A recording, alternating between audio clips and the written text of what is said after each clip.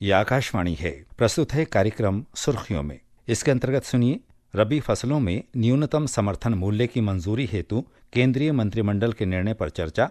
इसमें भाग ले रहे हैं कृषि विशेषज्ञ हरबीर सिंह और आकाशवाणी संवाददाता कमल कुमार प्रजापति।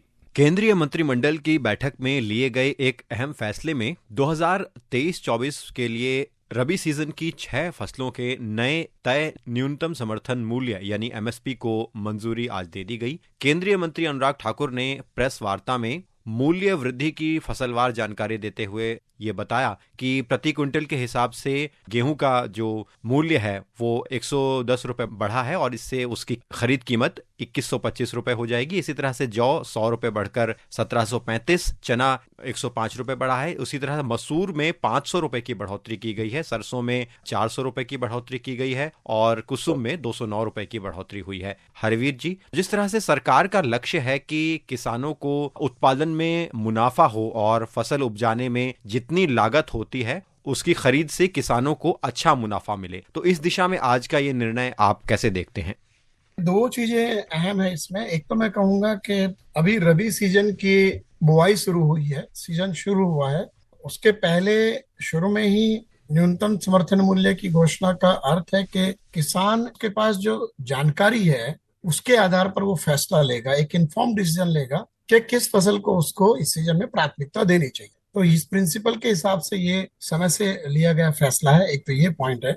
दूसरे, न्यूनतम समर्थन मूल्य में जो बढ़ोतरी की गई है उसमें फसलवार जो अंतर है उसमें कई फसलों को दाम जिनका ज्यादा बढ़ा है उनको प्रोत्साहित करने की कोशिश की गई है। अगर हम देखें कि हमारा खाद्य तेल के ऊपर काफी निर्भरता है आयात पर, तो सरसों का उत्पादन ज्यादा हो इसलिए सरसों रेपसीड का जो न्यूनतम समर्थन मूल्य है उसमें ज्यादा बढ़ोतरी की गई है, 400 रुपया प्रति क्विंटल की। इसी तरीके से जो दालें हैं उसमें भी हम लोग आत्मनिर्भरता के काफी करीब है, लेकिन फिर भी हमें आयात करना पड़ता है।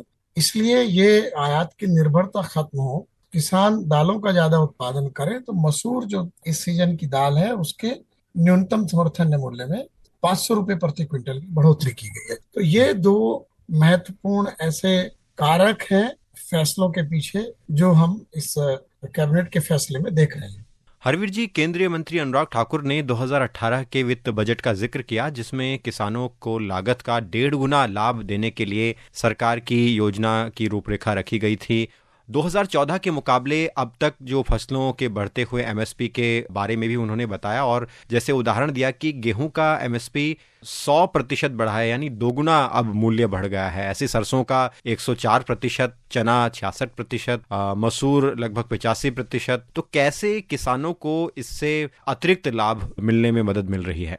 सरकार ने कुछ बरस पहले ये घोषणा की थी बजट में कि किसानों को उनकी जो लागत है उसका 1.5 गुना मूल्य दिया जाएगा और उसका जो फॉर्मूला निकाला गया उसमें जो लागत है A2+FL को आधार बना करके गणना की जाती है और उसी के आधार पर हम जो अभी देख रहे हैं जो एमएसपी और लागत के बीच का जो अंतर है उसी को सूचना और प्रसारण मंत्री ने कैबिनेट की बैठक के फैसले के बाद सामने रखा है फसलवार।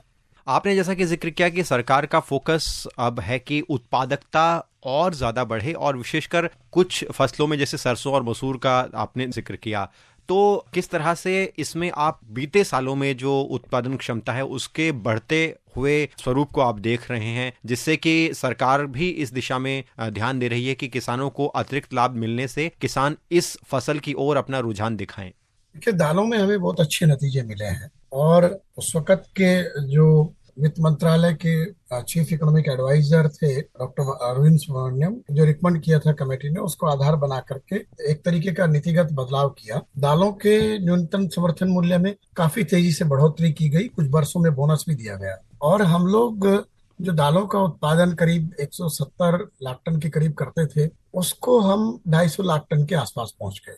तो इसका नतीजा यही हुआ कि जब ज्यादा दाम मिला तो किसान दालों के प्रति उत्पादन के लिए प्रोत्साहित हुए और हमारी आयात निर्भरता बहुत तेजी से घटी। दालों के मामले में हमारे देश में बड़ी तादाद ऐसे लोगों की है जो कि शाकाहारी हैं और उनके लिए प्रोटीन का एक बड़ा स्रोत है दालें। तो ऐसे में दालों की जो कीमतें काफी वोलेटाइल होती थी आयात के चक्कर में, उसको काफी हद तक नियंत्रित करने में मदद मिली।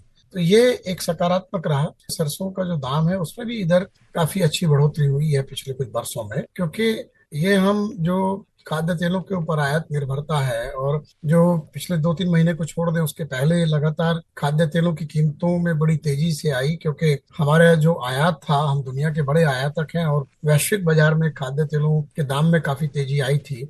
तो उससे मुद्रास्फीति के ऊपर भी काफी दबाव बना। अगर किसानों को तिलहन उत्पादन करने के लिए ज्यादा प्रोत्साहित किया जाएगा तो हमारी ये निर्भरता घटेगी, और जो हमारे पारंपरिक जो खाद्य तेल है, जिसमें जो सरसों का तेल है वो बहुत महत्वपूर्ण है, उसका ज्यादा उत्पादन होगा तो ये लोगों के लिए बेहतर होगा, और किसानों की भी आमदनी अच्छी होगी, उपभोक्ताओं के लिए भी बेहतर होगा।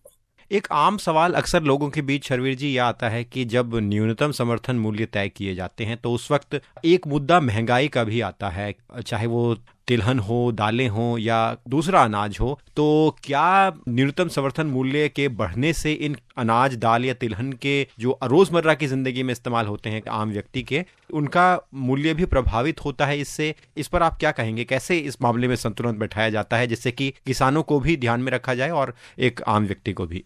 सरकार को उत्पादक और उपभोक्ता दोनों के बीच में संतुलन बनाना होता है। हमारे देश में बहुत बड़ी आबादी ऐसी है जिनकी आय का स्रोत कम है और भोजन पर उनकी आय का बहुत बड़ा हिस्सा खर्च होता है।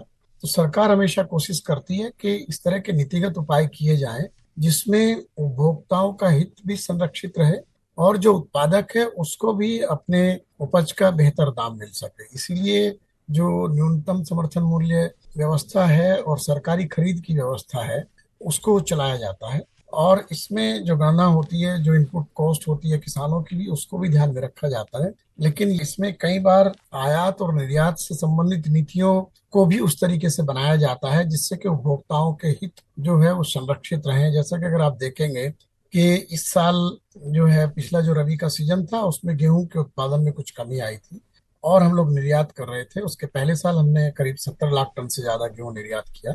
लेकिन जब सरकार को लगा कि घरेलू बाजार में कीमतें असामान्य तरीके से बढ़ रही हैं तो फिर निर्यात के ऊपर प्रतिबंध लगाया गया। उसके बाद जो गेहूं के उत्पाद हैं उनके भी निर्यात के ऊपर प्रतिबंध लगाया गया। फिर कुछ दिन के बाद अगर हम देखें, जो गैर बासमती चावल है उसके निर्यात को नियंत्रित करने के लिए निर्यात शुल्क लगाया गया, और जो ब्रोकन राइस है उसका निर्यात प्रतिबंधित किया गया। ये सारे फैसले इसलिए किए गए कि घरेलू बाजार में कीमतों में अनियंत्रित तरीके से बढ़ोतरी ना हो और उपभोक्ताओं के हित संरक्षित किए जा सके। तो ये चीजें नीतिगत स्तर पर बहुत गंभीर विचार विमर्श के बाद तय होती हैं और संतुलन बनाया जाता है।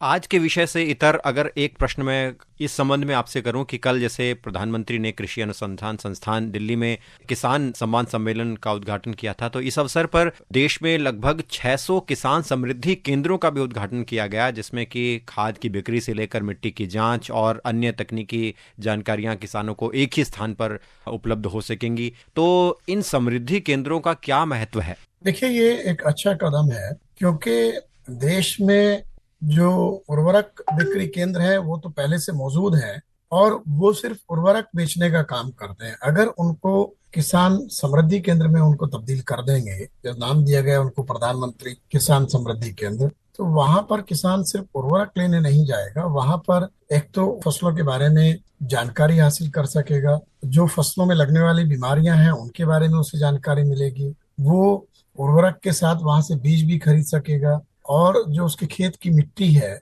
उसकी सेहत की जांच भी वहां करा सकेगा, जिससे कि उसे पता रहे कि उसको अपने खेत में किस उर्वर तत्व की जरूरत है, और उस उर्वर तत्व की आपूर्ति उसी केंद्र से उसको हो जाएगी।